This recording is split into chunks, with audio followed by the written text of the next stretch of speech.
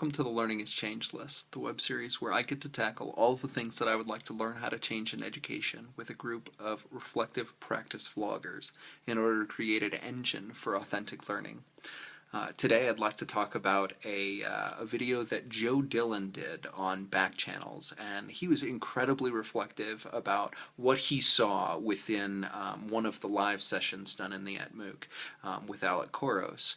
And I wanted to respond to each individual point, and I don't normally do this, but I found each point so powerful that I thought that I would go ahead and sort of talk about them individually. Here's the first one. And anytime that Alec directed folks to write or answer a question, there was instantly a flood of information, whether it was in the chat room or on the whiteboard.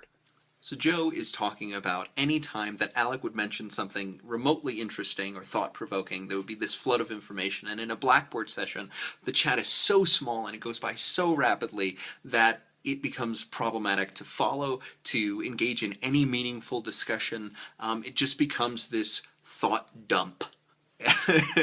and everyone, because they are in this session, is sort of raising their hand at the exact same time, saying either the exact same thing or similar things.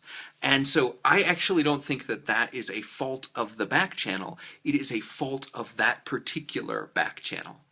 The things that you're missing in that back channel that are so valuable in other back channels. One is the @mention, the inability to actually specifically mention someone else and be able to trace that thread back.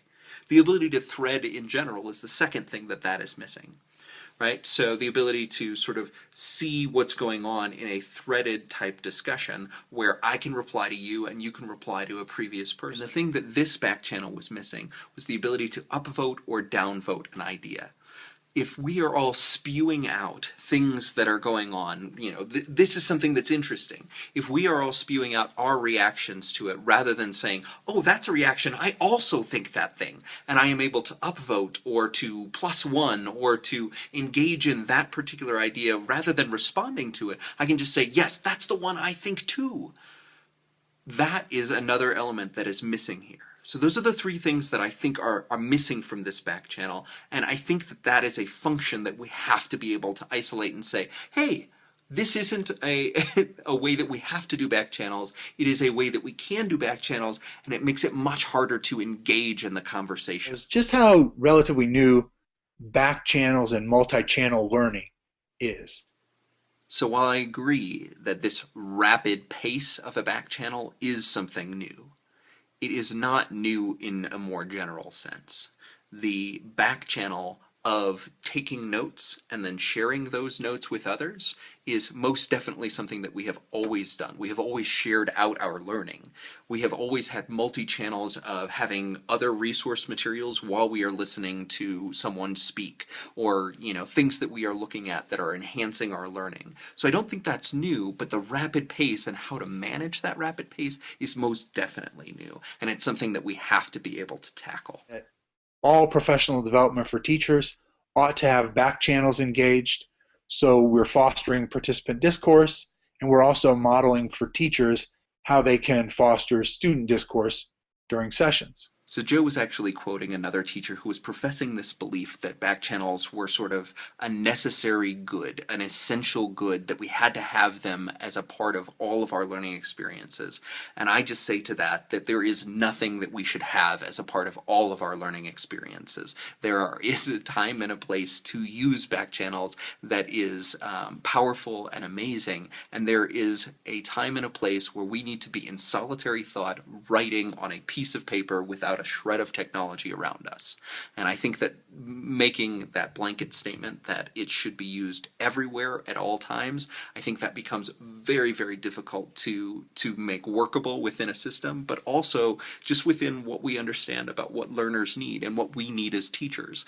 There is no particular tool in our toolbox that we have to use every single time. After the session, she felt cheated having participated in the back channel because she felt like it took her down a tangent, and she didn't feel like she came away from the presentation knowing as much about the presentation as she otherwise would. So that's a teacher who tried back channeling for the first time and it left a bad taste in her mouth. And to her, I would say, it's okay. You don't have to backchannel. You don't have to learn like that. But I'm not going to let you miss out on all of that learning that all of the other participants that use the backchannel had. So what I'm going to do is I'm not going to make you engage in that, but what I am going to do is make an archive of that backchannel, and not as a text file or a CSV file. I'm going to make an interactive archive that you can reply to on your own. If you would like to take a moment to sort of pull out the salient points from the backchannel and pull those out as your own blog posts or those as your own replies, that's an important work.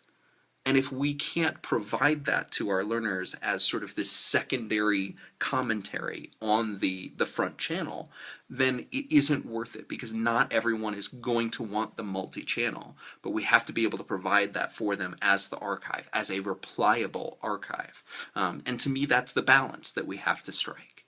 Since I'm standing on the fence somewhere in between, back channels can be a distraction and back channels should be in place all the time, I just thought I'd offer the idea that in a MOOC like this, there's a lot of opportunity for us to not choose sides of the fence, but inquire into something new like back channels. What are some successful practices with back channels? When are the times where participants would reflect that a back channel might have done them a disservice, or just finding some strategies around back channels?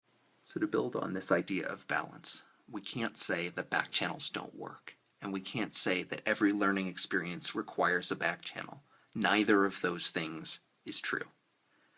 The balance comes when we find some strategies that tend to work most of the time, or more than most of the time. And I guess I'd say a few things that have worked for me in the past. One is that anytime I am running a back channel, I cannot do it alone. It is so important to have people who are tending the back channel. So I will always have a co-facilitator if I'm doing, a sort of webinar style teaching.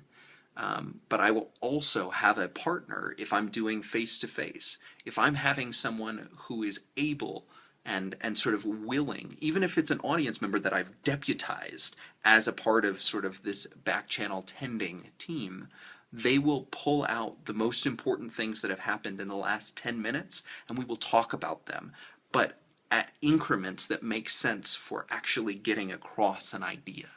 And I think that responding and rapid response can be really detrimental to sort of the front channel, because I think those people that really are looking for the content that was prepared and things like that it can be a distraction. But we also have to have time for those distractions, for those tangents, because a lot of the best learnings happen there. And so I think those are the biggest points. Have a fellow team member that is interested in helping you with the back channel. And two, build in those times where it makes sense to bring in the conversation. And I guess that third thing of building the archive is pretty important too for all of the people that don't want to engage. So those are my ideas on backchanneling. If you have a comment, please leave it below, or if you'd like to join in the reflective vlogging practice community on Google+, there's a link below as well. Thanks so much for watching. I'll talk to you soon.